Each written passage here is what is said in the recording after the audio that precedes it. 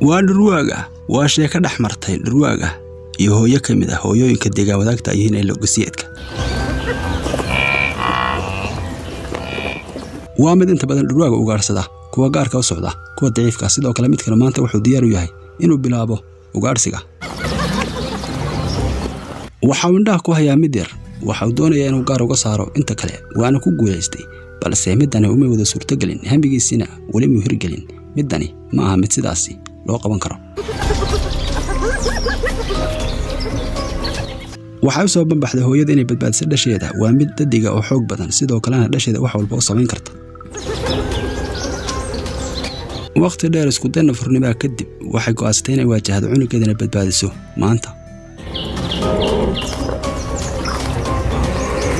waa isdifaac qasab ah waa mid loo ooman yahay sidoo kalena waa lagu qasban yahay waa mid markii hore cabsi gelisay middan dhurwaaga ah balse midani way qaldan tahay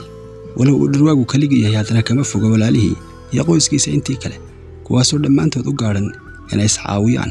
sidoo kalena maanta oo kale raqda ka faa'iidaysa og isla mar ahaantaasina u diyaara waxay cunaan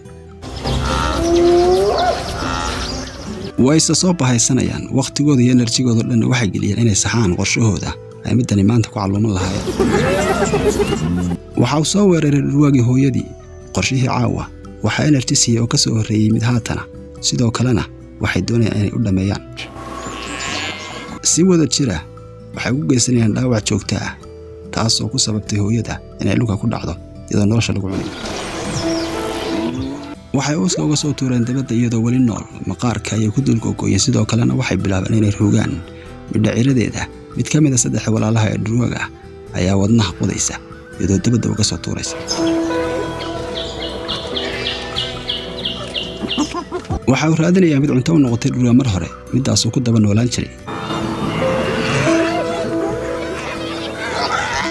waxaa mar damba timi boqoradda qoyska midaasoo raqda haatan iyadoo soo gaadhay waxay soo qaaday madaxa midkaasoo baaqi ka sii ahaa oo kaliya isagoo raqday isla mar ahaantaasina intii kale lagu hubsaday kiishashka caloosha dhurwaayada tirada badan ee qoyskan waxaanay ka meedhisaa dhaska